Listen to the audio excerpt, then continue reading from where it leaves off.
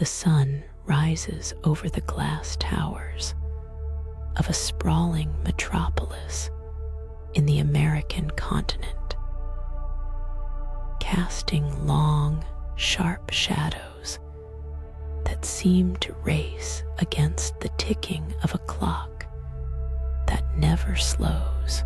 Inside one of these towers, a leader stands by a window, watching the world below. There is a quiet intensity in the air, a sense that the ground beneath the feet of every visionary is shifting, not in tremors, but in a constant, fluid motion. The atmosphere is one of profound transition, where the echoes of yesterday's triumphs are already beginning to fade into the background noise of a global engine that demands more than just effort. It demands a total transformation of the mind. To be a leader in this era is to occupy a space of perpetual discovery, standing at the intersection of what was once known and what is yet to be imagined. The silence of the office is thick with the weight of responsibility, but also with a subtle, electric current of curiosity. It is the realization that the path to excellence is no longer a straight line, but a winding river that requires one to be both the navigator and the water itself. Every action taken, every word spoken, and every silent thought harbored over a lifetime has acted as a precursor to this very moment. The leader understands that their entire history has been a form of preparation, a long apprenticeship for the challenges that now stand at the door. But there is a lingering question that haunts the quiet corners of the room. Is the preparation of the past enough to sustain the demands of the future? The world is no longer a place that rewards the static or the settled. It is a world that mirrors the energy of a playground, where the most successful figures are those who have managed to preserve the heart of a student. They are the ones who walk into their boardrooms and offices not as masters of all they survey, but as children entering a classroom for the first time, eyes wide with the possibility of the unknown. This shift in perspective is not merely a choice. It is a necessity for survival in a landscape where the map is being redrawn every single hour. As the city wakes up, the leader reflects on the diverse forms leadership takes. It is seen in the quiet guidance of a family in a home region, the strategic pulse of a startup in Europe, or the massive gears of a multinational corporation in England. Whether leading a small volunteer group or steering a global entity, the essence remains the same. It is the art of inspiration and organization. Yet, there there is a mounting tension, a realization that the traditional tools of the trade are becoming blunt. The world is waiting for leaders who can do more than just manage. It is waiting for those who can evolve. The curiosity that once fueled the earliest days of a career must now be harnessed as a professional discipline.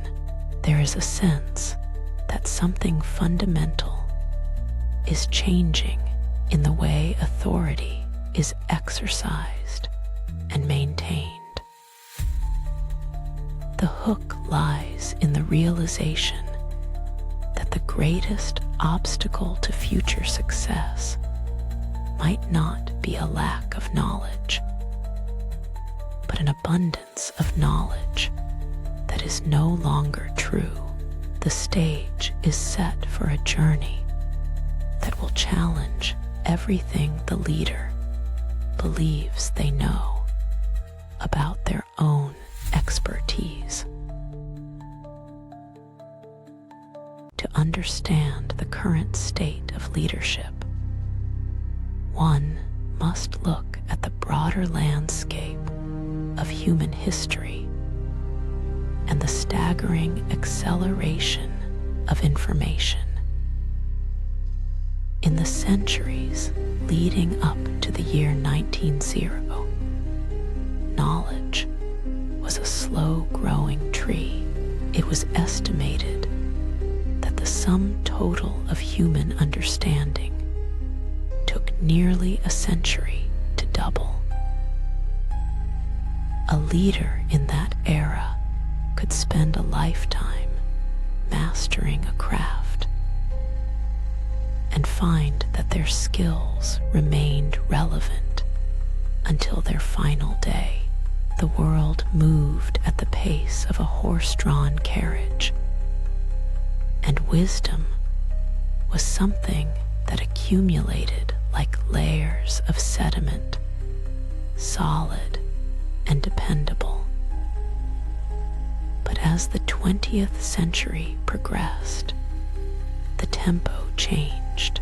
The tree of knowledge began to grow at a frantic, almost unnatural speed.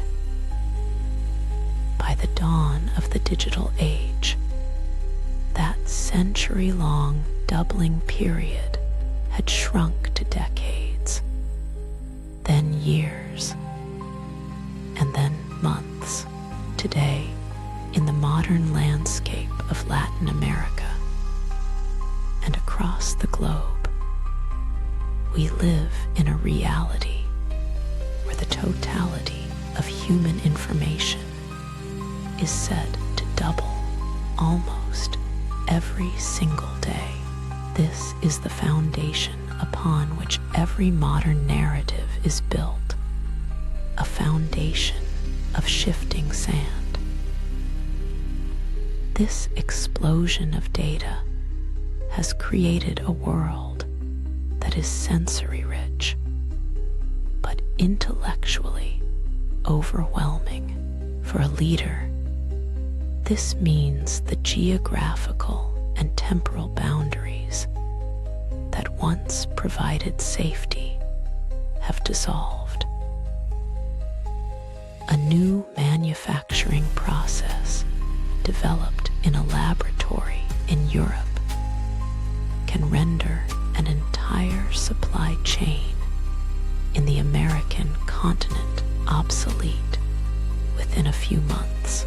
Consumer trends that were once predictable across generations now shift with the swipe of a finger.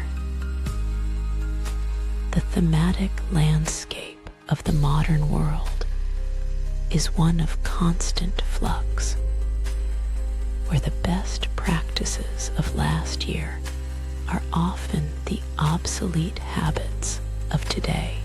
This context creates a unique kind of pressure, a relentless demand to stay synchronized with a reality that is moving faster than the human brain was originally designed to process.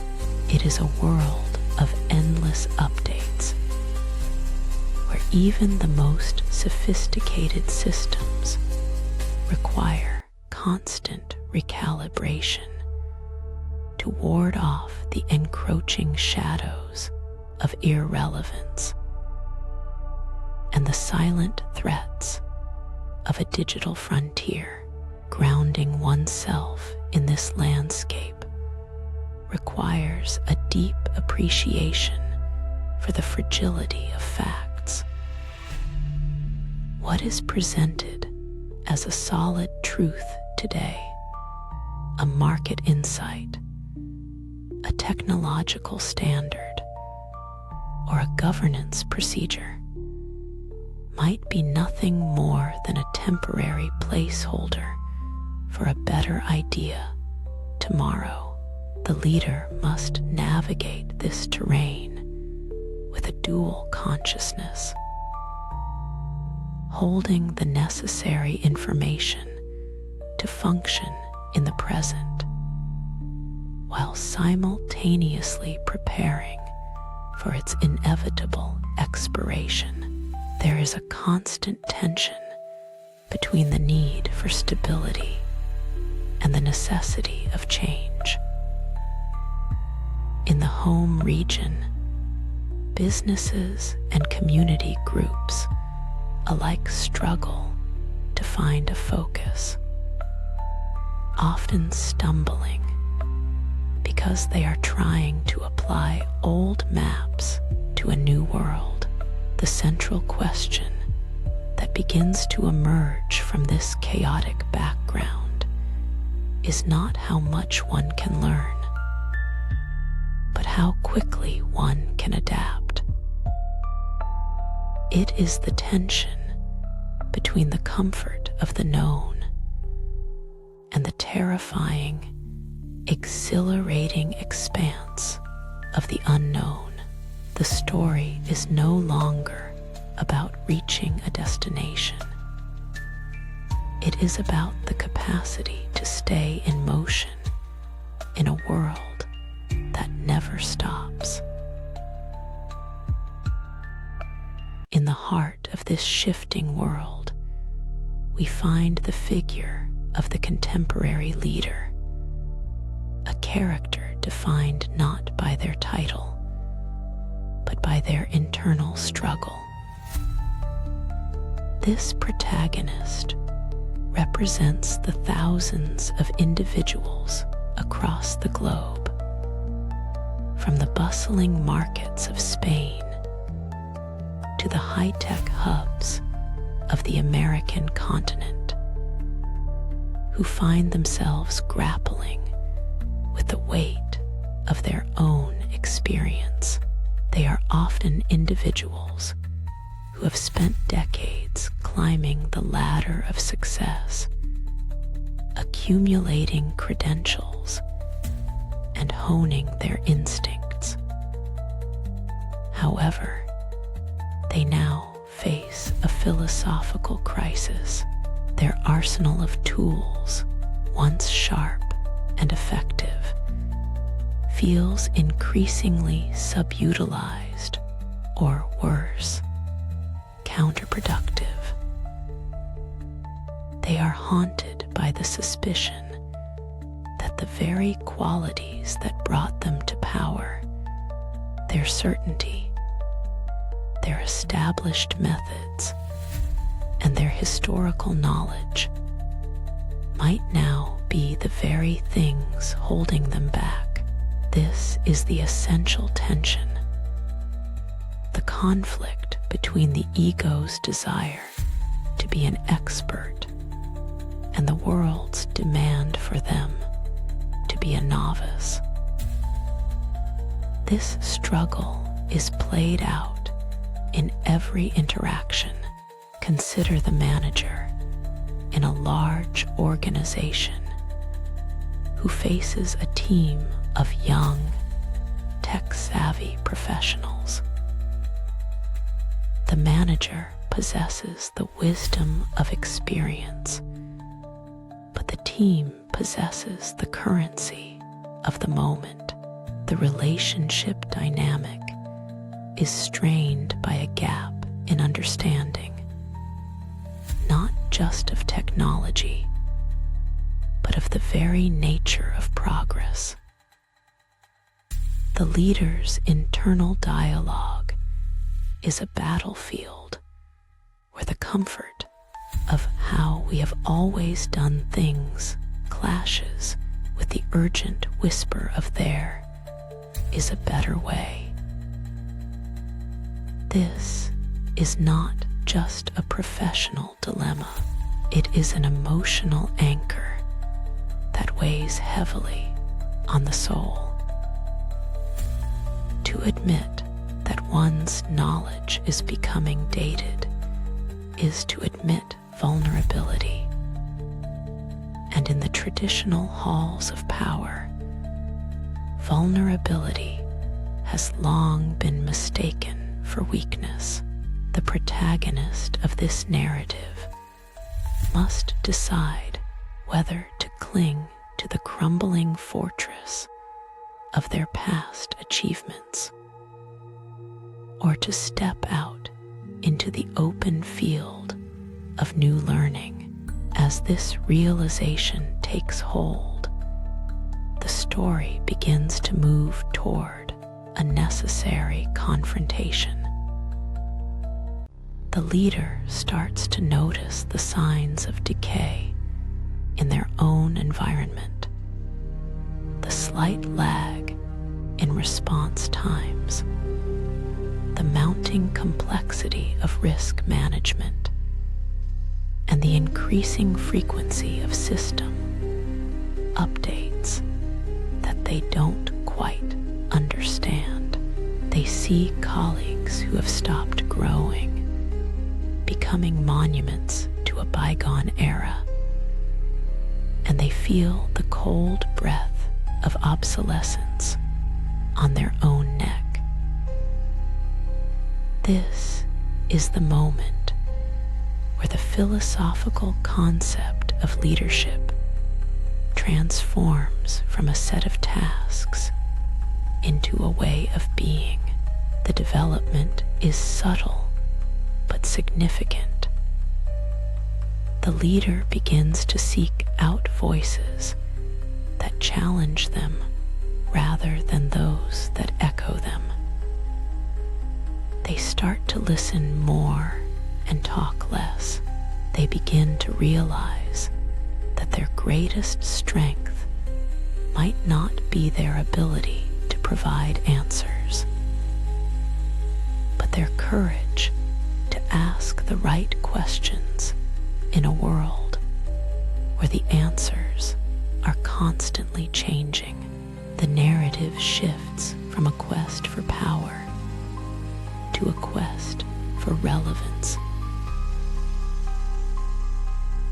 The stakes begin to rise as the leader realizes that the cost of standing still is not just stagnation, but a rapid descent into irrelevance. In the competitive arenas of the American continent and the financial centers of Europe, the margin for error is shrinking. It is no longer enough to be competent. One must be current. The narrative deepens as we see the friction between the old guard and the new reality. Organizations that were once pillars of stability are now seen struggling to keep pace with agile startups that operate with a fraction of the resources, but a multiple of the curiosity. The leader watches as supply chains that were perfected over years are disrupted in months by a single technological breakthrough. This is not just business. It is a battle for the future of how we organize human effort. The tension mounts as the leader recognizes that their own career trajectory is at a critical juncture. The momentum of the story shifts from a steady climb to a high-speed chase. Adding layers to this tension is the realization that the soft skills of leadership are also undergoing a revolution. The ways in which people are motivated, inspired, and managed are being rewritten. The old hierarchies, based on command and control, are being replaced by networks of collaboration and influence. A leader in the home region might find that the traditional ways of commanding respect no longer work on a workforce that values transparency and purpose over title and tenure. The conceptual stakes are raised. If a leader cannot adapt their mindset, they risk losing the very followers they are meant to guide. The friction is palpable in every meeting and every decision. The leader feels the pressure to rebrand themselves, to shed the skin of the expert and adopt the persona of the learner. But the weight of their own reputation makes this transformation incredibly difficult. This rising momentum is fueled by the relentless flow of new information, new rules on data privacy, evolving standards for corporate governance, and the ever-present threat of cyber attacks. Each of these challenges requires not just a tactical response, but a fundamental shift in understanding. The leader finds themselves in a cycle of constant re-education, attending conferences, reading voraciously, and seeking out mentors who are often younger than themselves. The emotional stakes are high because this process requires a dismantling of the professional identity they worked so hard to build. The part ends on a moment of propulsion. The leader stands at the threshold of a major decision. They are faced with a choice to double down on what they know or to embrace the terrifying, beautiful process of unlearning. The decision they make in this moment will determine whether they become a relic of the past or a bridge to the future. The exploration deepens as the leader begins to immerse themselves in the rhythm of a life dedicated to continuous growth. This is not a transition that happens overnight. It is a slow, methodical cultivation of a new mindset. They begin to spend their days in a state of active observation, much like a child exploring a new environment. Every interaction becomes a potential lesson.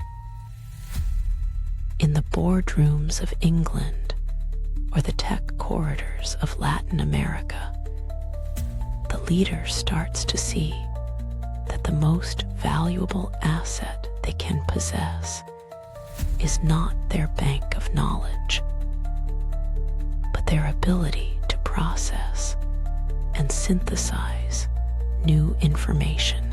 They begin to weave a new narrative for themselves, one where the role of the leader is synonymous with the role of the learner. The thematic symbol of this stage is the open book, a sign of receptivity and the ongoing nature of the journey. There is a profound emotional texture to this development. The leader experiences a mix of humility and excitement.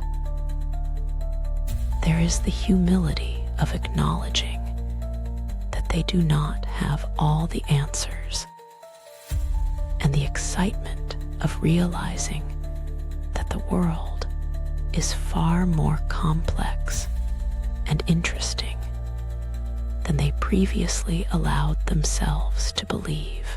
They begin to engage in dialogues that are no longer about asserting dominance, but about exploring possibilities.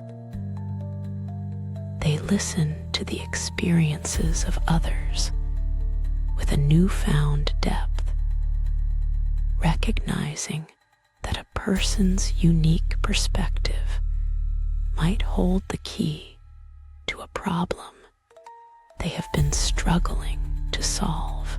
This pacing reflects the chapter's own rhythm, a steady, intentional move toward a more expansive way of thinking. They are no longer just managing a team. They are fostering an ecosystem of learning where every member is encouraged to contribute to the collective wisdom. As the leader reflects on their progress, they notice a subtle shift in the tone of their leadership. The atmosphere in their organization begins to change. There is less fear of making mistakes and more emphasis on what can be learned from those mistakes. The leader's own willingness to be a student sets a powerful example for everyone around them.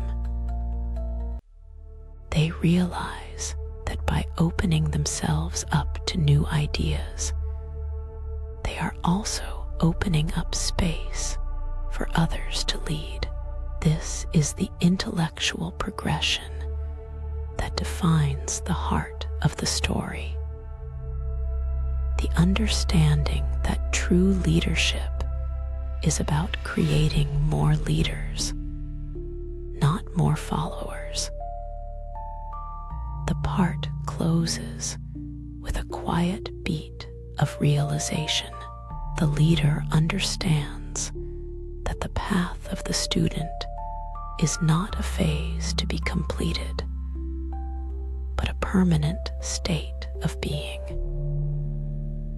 They see that the more they learn, the more they realize how much there is still to discover. This realization brings a sense of peace, but also a renewed sense of urgency. The world is not waiting for them to catch up. It is inviting them to join the dance. However, the journey of the learner is never a smooth ascent. It is frequently interrupted by the gravity of the past. A complication arises as the leader encounters the true difficulty of unlearning.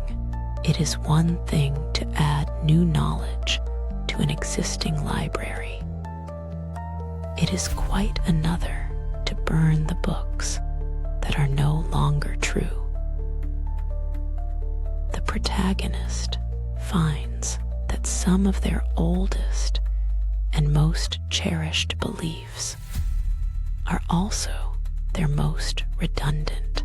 These are the hard-coded ideas about how business should work, how people should behave, and what success looks like.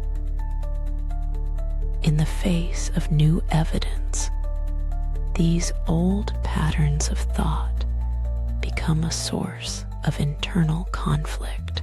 The leader is tested by the temptation to revert to what is comfortable when the pressure of the unknown becomes too great.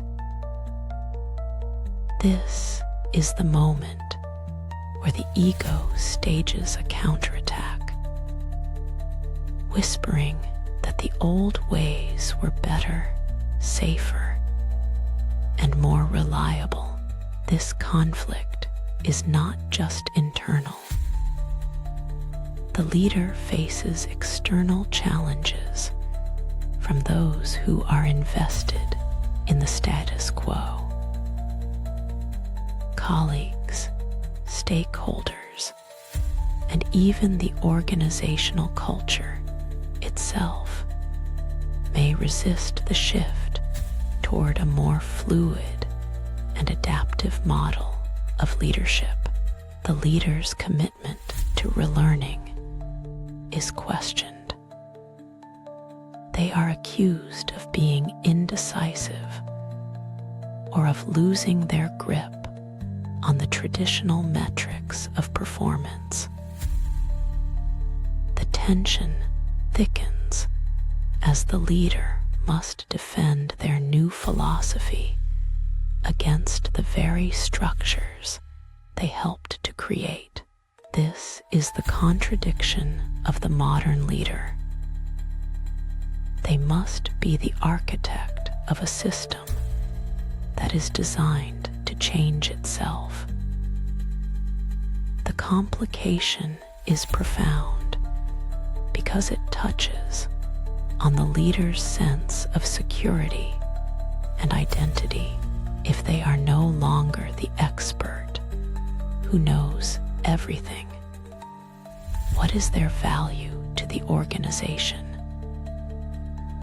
As the conflict deepens, the leader is pushed further into the uncomfortable space of the unknown.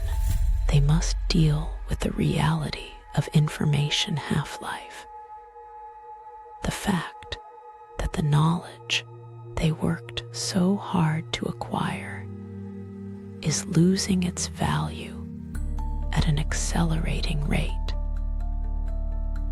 This creates a sense of being on a treadmill that is constantly speeding up.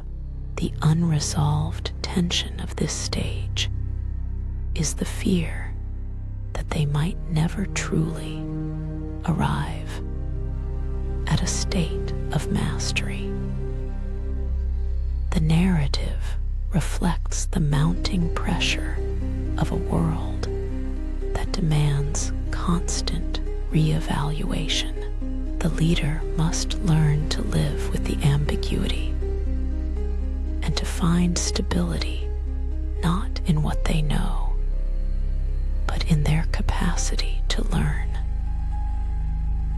The part ends with a moment of heightened tension, a major crisis, or a radical new development in their industry forces the leader to put their new philosophy to the test. Will they fall back on old, outdated strategies, or will they have the courage to embrace a completely new and unproven approach? The approach approach to the turning point is marked by an increase in intensity. The leader is now fully aware of the stakes. It is a choice between evolution and extinction. The world in the American continent and Europe is watching, and the pressure to perform is immense. Every detail of their leadership is scrutinized under the lens of the new reality. The pacing of the story quickens as the leader prepares to face a critical challenge that will define their future. There is a sense of inevitability in the air. The old way of leading is no longer an option, and the new way is still being forged in the heat of experience. The weight of this transition is felt in every decision, every communication, and every sleepless night. The leader is no longer just a character in a story. They have become a symbol of the struggle of an entire generation to adapt to a world that has outpaced its own history. This stage of the narrative focuses on the emotional focus of the leader's internal world. They are stripping away the layers of pretense and ego, reaching for a more authentic and responsive way of being. They recognize that the meaning of their work is crystallizing not in the results they achieve, but in the growth they foster, both in themselves and in others. The mounting pressure comes from the realization that they are leading their organization through a fog of uncertainty, where the traditional markers of success are no longer visible. They must rely on their new habits of learning, unlearning, and rebranding to navigate the way. The stakes are no longer just professional, they are existential. The leader is fighting for the survival of their vision and the relevance of their life's work. As the narrative builds toward its peak, the leader engages in a series of high-stakes actions that demonstrate their commitment to the path of the student. They initiate a radical reevaluation of their organization's core processes, challenging long-held assumptions and inviting diverse perspectives into the decision-making room. They admit their own lack of understanding in key areas and seek out the expertise of those they once would have ignored. This approach creates a sense of both vulnerability and incredible power. The inevitability of the coming change is palpable. The leader has crossed a threshold from which there is no return.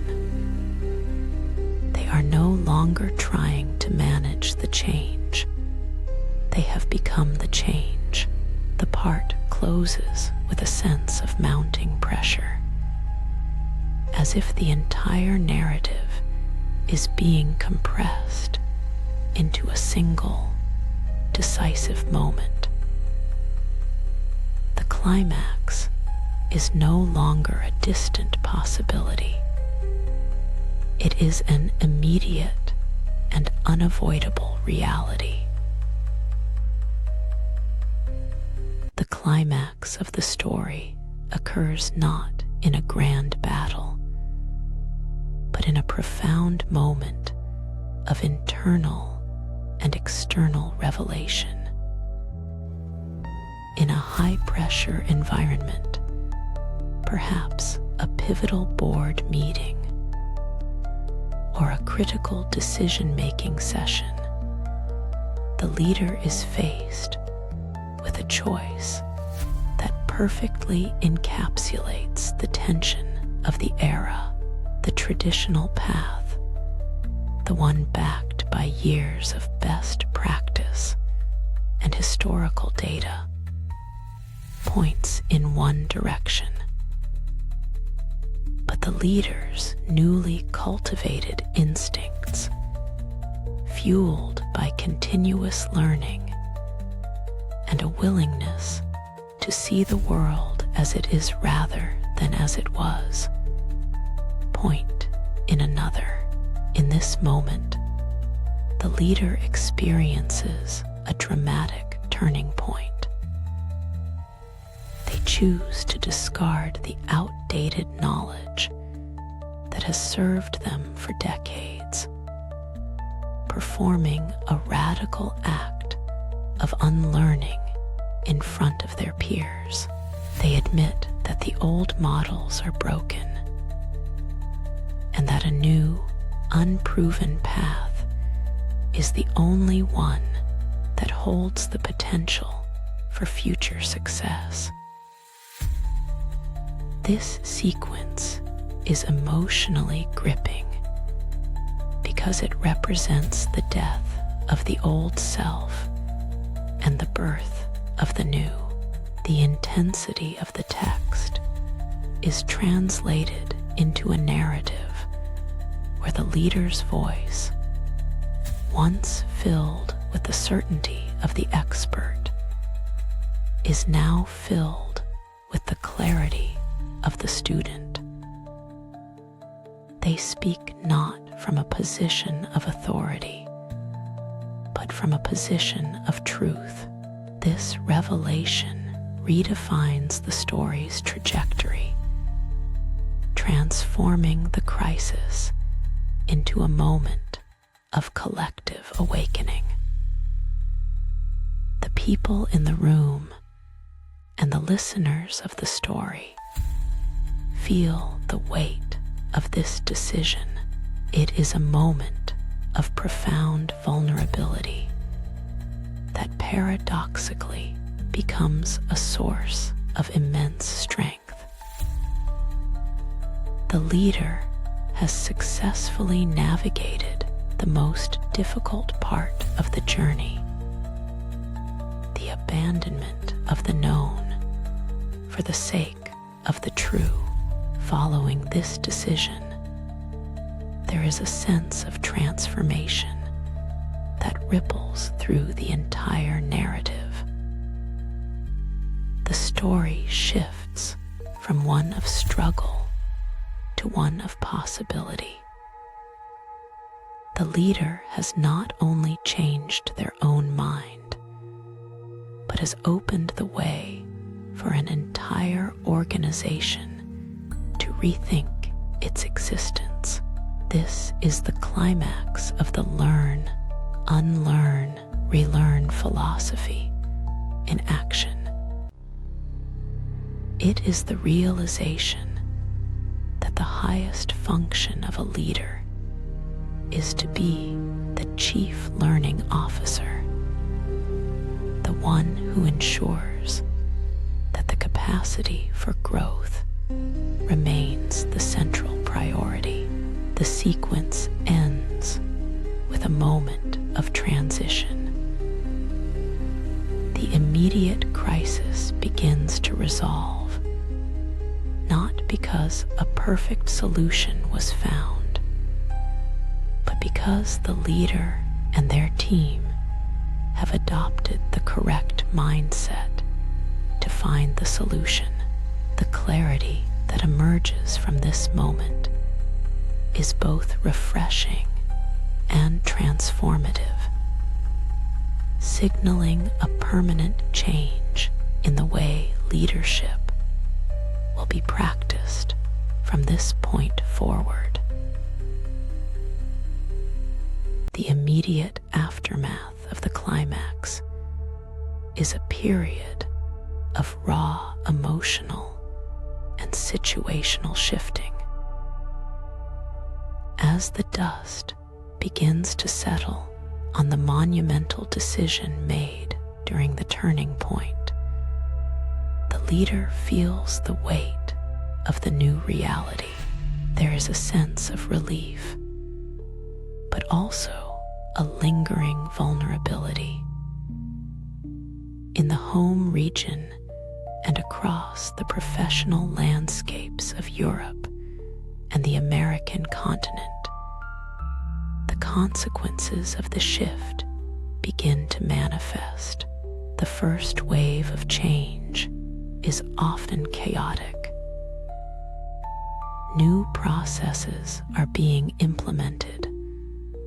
Old habits are being actively discouraged, and the culture of the organization is in a state of flux.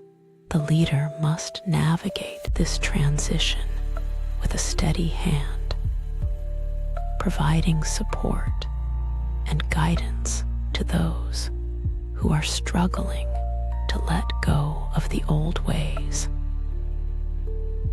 The atmosphere is one of intense focus, as the implications of the new direction begin to take shape.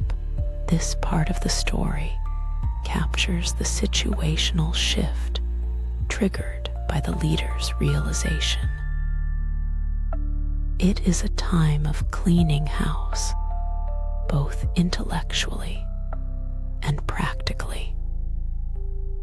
The leader engages in the monthly knowledge audit described in their philosophy, identifying the concepts they encountered in the previous month that are important, but not yet fully understood. They also look for the patterns of thought that have become redundant and must be left behind. This process is narrated as a ritual of renewal, a way of ensuring that the clarity achieved during the climax is not lost in the return to daily routine. The emotional shift is one of deepening commitment. The leader is no longer just experimenting with a new idea. They are living a new way of life. As the narrative moves through this aftermath, it allows for a breath of space, a pause that is necessary for the weight of the events to settle. The leader takes time for reflection, perhaps during a quiet commute or a moment of stillness in their office. They listen to podcasts, read articles, and engage in conversations that continue to feed their curiosity. They realize that the climax was not an ending, but a new beginning. The immediate consequences are not just about business results, but about the profound change in the leader's own character. They have become more resilient, more open, and more deeply connected to the world around them. This pause allows the listener to absorb the significance of the transformation. The tension has been released, but the momentum remains, now directed toward a future of continuous and intentional growth. The story is moving toward a resolution that is as much about the internal landscape as it is about the external world. The deeper consequences of the journey now begin to take root, leading toward a resolution that is both internal and external. The leader observes as the transformations they initiated start to bear fruit in ways they hadn't entirely anticipated. In the home region, the teams they lead have become more agile and responsive. There is a newfound energy in the organization, a sense that everyone is part of a collective endeavor to understand and master a changing world. The resolution of the story is found in this shift from individual achievement to collective growth. The leader's own internal transformation from an expert who commands to a student who facilitates becomes the foundation for a new kind of success. This success is measured not just in metrics, but in the expanded capacity of every individual within the leader's influence. The central lesson of the chapter, that learning, unlearning, and relearning are indispensable to one another, is now fully integrated into the narrative. The leader reflects on how their willingness to be challenged by new ideas has not weakened their authority, but has instead made it more robust and relevant. They see that the hard skills and soft skills they needed to learn were only part of the equation. The most important thing was the adjustment of their mindset. The transformation is complete when the leader realizes that they are no longer afraid of their own ignorance. They have learned to see the redundancy of their own knowledge as an opportunity for renewal, rather than a threat to their status. This is the quiet aftermath where the real work of leadership happens, in the daily commitment to being a little better, a little more informed, and a little more open than the day before. This phase of the story creates a seamless transition toward closure. The narrative flow is natural and reflective, capturing the sense of a journey that has reached a state of equilibrium. The leader continues to seek out mentors and peers who think similarly, engaging in deep discussions that push their understanding even further.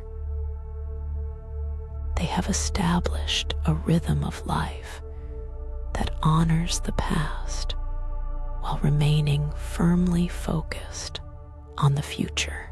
The resolution is not a final destination, but a sustainable way of moving through the world. The leader has found a way to bridge the gap between who they were and who the world needs them to be.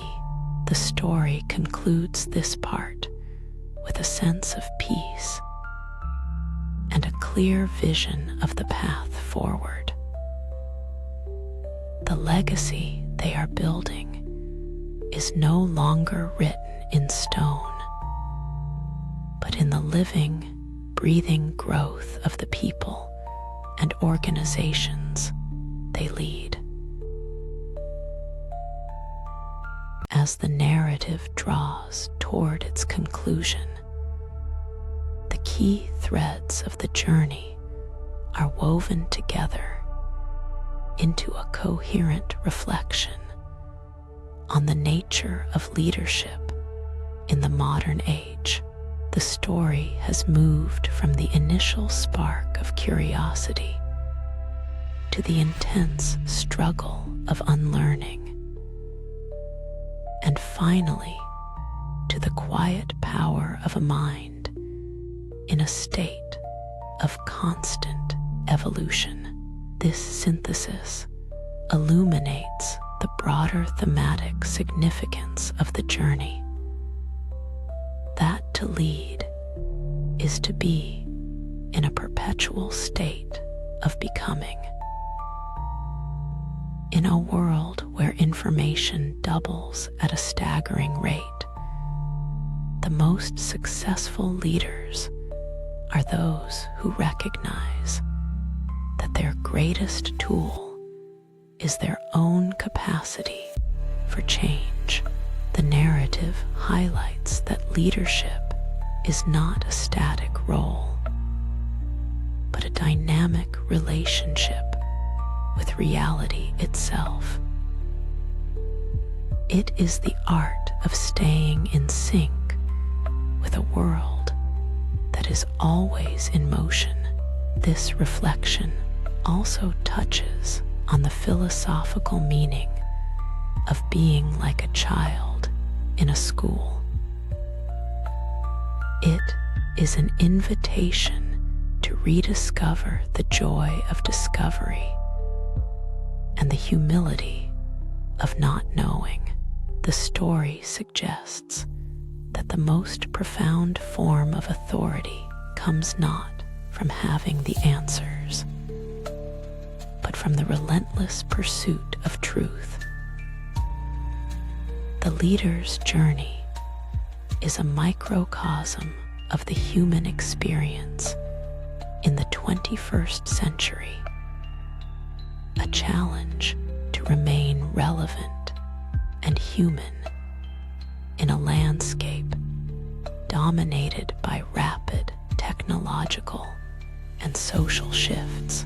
The broader significance is clear. The ability to learn, unlearn, and relearn is not just a professional skill. It is a fundamental requirement for a life well lived in a time of unprecedented change. The threads of technical skills, emotional intelligence, and strategic vision all converge in this single, central idea. The narrative prepares the listener for the final message by emphasizing the importance of community in this process. No leader grows in a vacuum. The inclusion of mentors, peers, and the collective wisdom of others is essential for maintaining the momentum of growth. The story has shown that by embracing their own vulnerability, the leader has actually strengthened their connection to others. They have created a culture where growth is valued above all else, and where the future is something to be explored together rather than feared alone. The part ends with a resonant idea that the true measure of a leader's success is not what they have built, but how much they have learned along the way.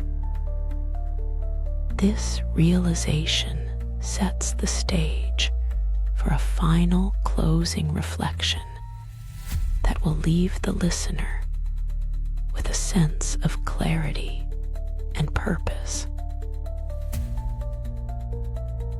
The story reaches its final closure with a reflective and philosophical tone that summarizes the essence of the journey. The leader, once standing by a window watching a world they felt they had to conquer, now stands as a part of that world, a participant in its endless cycle of renewal. The journey of learning, unlearning, and relearning is presented not as a burden, but as a profound privilege. It is the way in which a person stays alive to the possibilities of their own life and the lives of those they influence.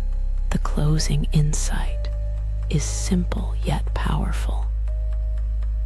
Leadership is the ultimate form of apprenticeship. It is a lifelong commitment to the classroom of experience, where every challenge is a lesson and every failure is a chance to begin again with more wisdom. As the narrative ends, it leaves the listener with a sense of the broader meaning of this transformation. In the American continent, in Europe, and in the home region, the need for this kind of leadership is more urgent than ever. The world does not need leaders who are fixed in their ways. It needs those who are fluid, those who can adapt their mindset as easily as they change their strategies. The essence of the story is the realization that the most successful people are those who never stop being students. This is the legacy that truly lasts, not a list of achievements, but a demonstrated capacity for growth that inspires others to do the same. The leader's journey is a testament to the fact that our thoughts, actions, and words throughout our lives are constantly preparing us for the next version of ourselves. The final message is one of inspiration and contemplation. It encourages the listener to look at their own life and career through the lens of a perpetual student. It asks them to consider what they need to learn, what they need to unlearn, and what they are ready to reprint today. The story concludes with a sense of quiet empowerment. The world may be changing at an incredible speed, but by embracing the heart of a learner, any individual can find their focus and their way. The journey is ongoing. The classroom is always open, and the potential for growth is as vast as the human imagination itself. The narrative ends on a note of clarity, leaving a lingering resonance that invites each person to step into their own role as a leader of their own life, forever learning forever evolving and forever ready for what the next day brings.